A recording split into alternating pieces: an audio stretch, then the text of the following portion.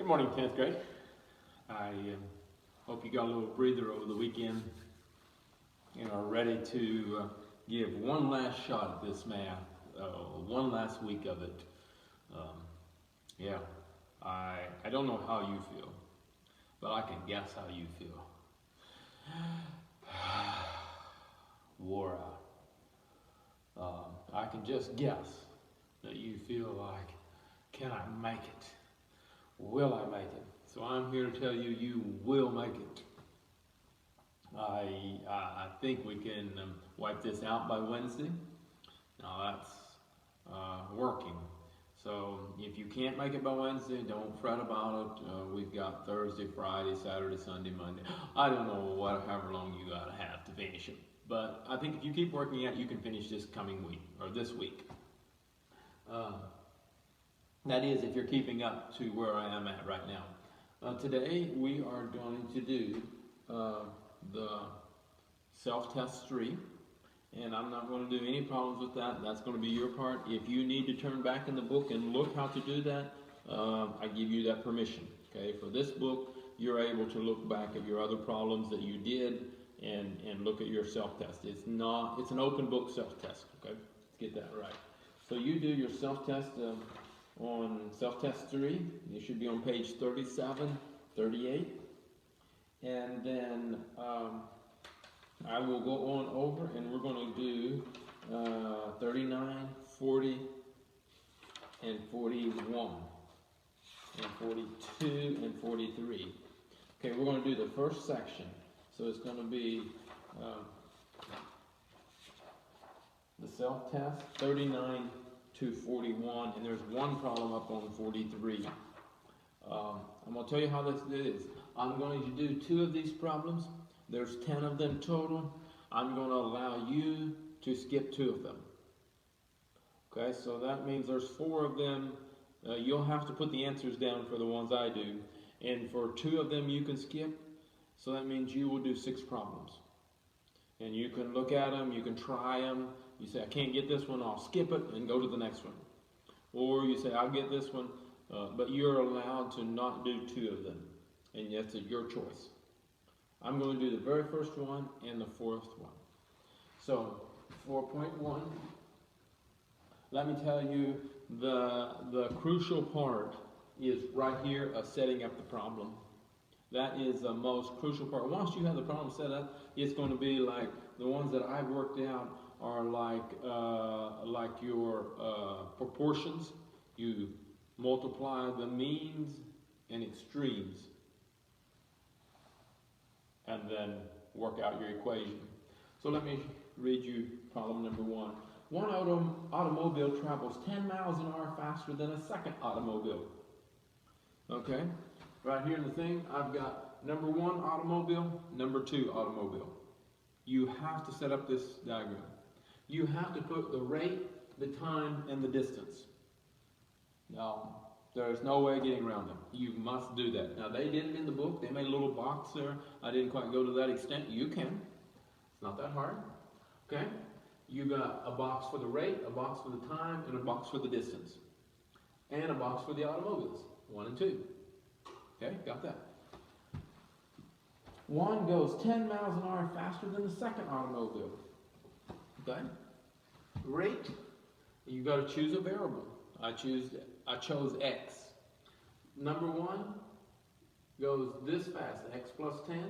Number 2 goes X. Simple. But you have to do this, okay?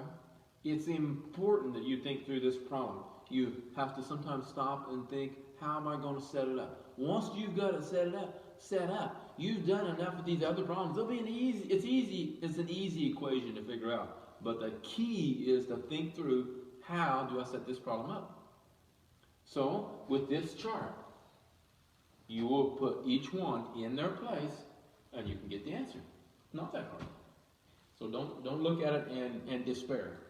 Okay, if the first automobile travels 80 miles farther than the second, which travels 240. There you got the next answer. If you didn't catch it when I was reading it, the second one went 240. The next one went 80 miles more.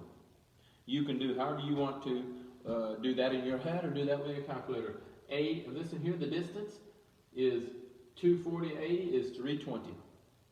Okay, see now you have the rate and you have the distance. Okay, let's keep reading. Which will be the rate?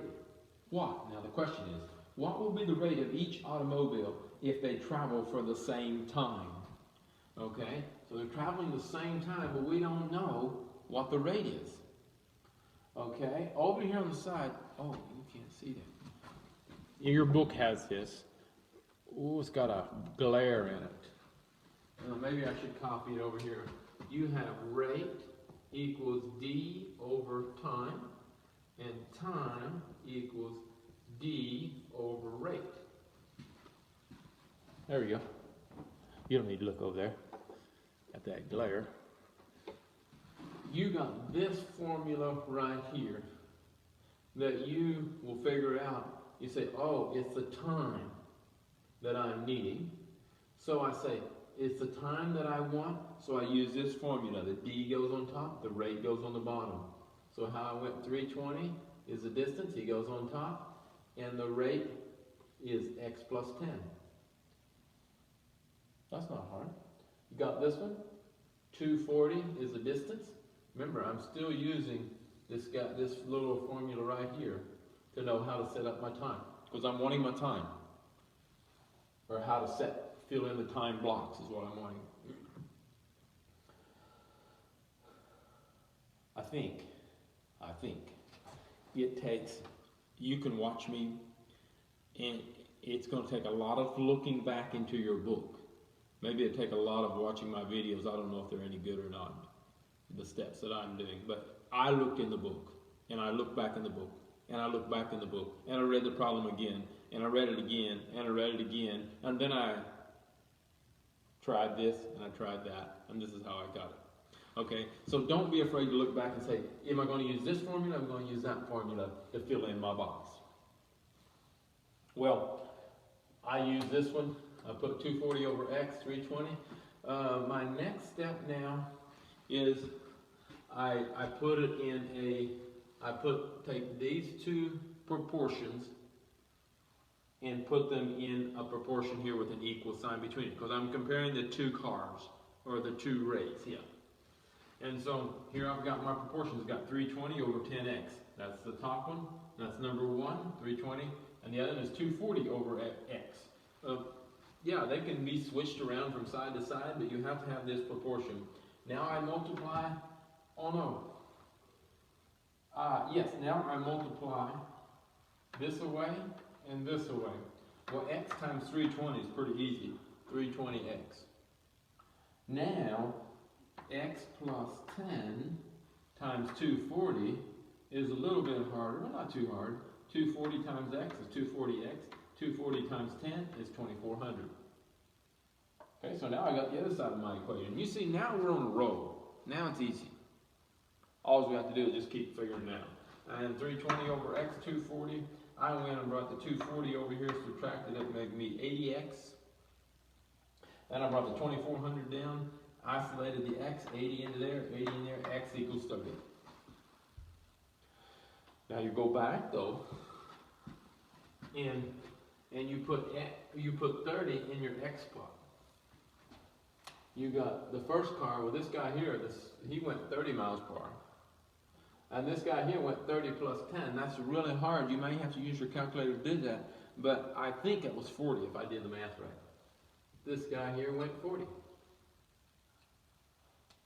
That thing's done.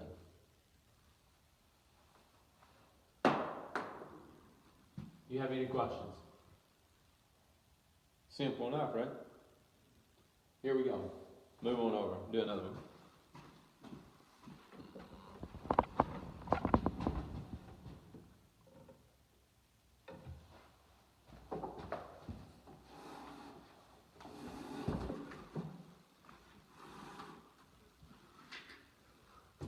All right, I am at 4.4.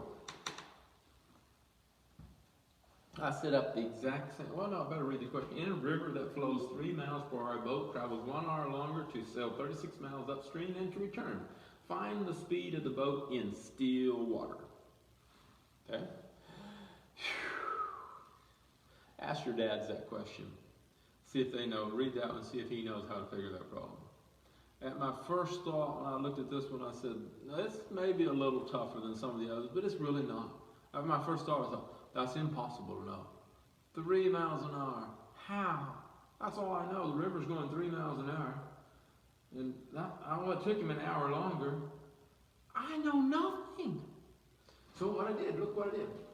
I put the rate, time, and distance. Okay, you always start out because you're working with rate, time, and distance. So I put my rate, put my time, I put my distance. Okay. I started looking, 36 miles. I know about that. Upstream, 36 miles downstream. So I filled those in. Put those blocks in easy. Okay, it kind of gave me a little boost. And I said, well, I need an X. Okay, I don't know how fast it's going. I thought, I got the river though. And I thought, upstream, the river was flowing. So I thought, X. So a -3 going up and a +3 going down. I started getting a little excited. This wasn't so hard. I got more than what I thought. And then I started, I looked back over there and I said, I got the time is what I need. And so I said, I know it's distance over rate is my time. Okay, so for my time, I put my distance on top, 36 on top. And this one here, downstream was x -3, upstream is x + 3. Wow, got her. Now, I was just about ready to take off, and then I thought, what about that 1 hour? What am I going to do with 1 hour?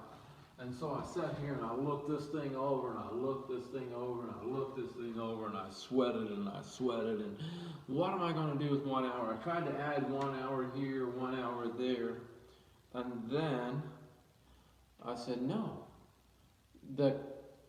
This in here going upstream took 1 hour to it. So I let this problem just like it is and I set it up in my equation +1. Okay? So look what I did here. I said 36 over x3, and then that equals 1 plus 36 -3. The 1 hour is on this side. Okay? So from this chart here, I made my equation, and then I thought, I can't use my extremes. Now, how do I multiply my extremes? So I was trying to multiply my extremes, and I thought, no, duh. What have we been learning all this time? Adding and subtracting. I got to get my least common denominator and multiply all my terms by the least common denominator. Sometimes it helps to use your brains. That's just all I can make out. You just have to think. And if something don't work out, use your brains. Saves you a lot of time. Anyhow, so here we go. My least common denominator is x + 3, x -3. That's it. So I wrote it up there for you. So here we go. I multiplied this times x + 3. I multiplied this times x + 3. Or x plus my times the denominator. There we go. So I went this times this times this, this times this. That there's on another sheet of paper. That's scribbled on another part of the board that I erased. But I come down to this answer right here. 3x times 36 is x. Actually, what I went over here, 36x, and 3 times 36 is 108. Okay, when you do the 1 times this here, you come up with this answer right here, which I combine those, x squared -9. Okay, what this is x plus x is x squared, and 3 times 3 is 9. 1 negative, 1 positive makes you 9 negative. And then I went this here times this here, which actually made me 36x -108. It's exactly the same as here, except it's positive here, here it's negative. Now I've got my equation all worked out, and I'm ready to solve it. I quickly knocked off x36, or 36x and 36x. They're identical, one on each side of the equation, knock them off. No need solving that one. And then, from there, I said, -9 and -8, that's the same. I can combine those, that's negative 17. So here I have x squared negative 17. On this side I have negative 8 yet. Positive 8, sorry, positive 8. So I bring him over here and add him to the 17, which makes me negative 225, and I have nothing over here, so I bring the x over here. Now if you notice, I've got a negative sign on both of those. Okay? After I did it, I thought, how dumb can I be? You can actually erase that. If I would have brought the positive 17 over here, I'd have had the 225 over here, positive 225, and here I'd have had positive x squared.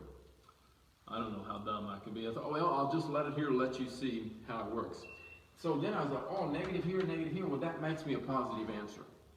If you have negative on both sides, you can drop the negative sign, it makes you a positive answer. So, okay, here we go. Erase it off. Done. And now I have x, I squared the x, use this radical sign, and I squared this one, I isolated the x, and x equals 15. X equals 15. We need to check this though, we're not done yet. We can't say 15 is your answer, because it's not. You went 15 minus 3. 15 minus 3 is 12. 15 plus 3 is 18. So you went 12 miles an hour upstream, 18 miles an hour home, downstream. And then he went 36 miles, so you divided 12 into 36, it took him 3 hours to go. 18 into 36, it took him 2 hours to come back. Yeah, that's right. It said a boat takes 1 hour longer to sail upstream than to return. Got it? Figure it out. So your answer is actually 12 and 18 and 3 and 2. I don't know what answer you put down. What's it asked you for? Find the speed of the boat in the still waters. The speed of the boat would have been 15 miles per hour. I guess X is all you needed. But we checked it this way. All right, again, you work on the ones you want, and from 4.1 to 410, you copy down my 2 answers, and you skip 2 others. So that means you will do 6.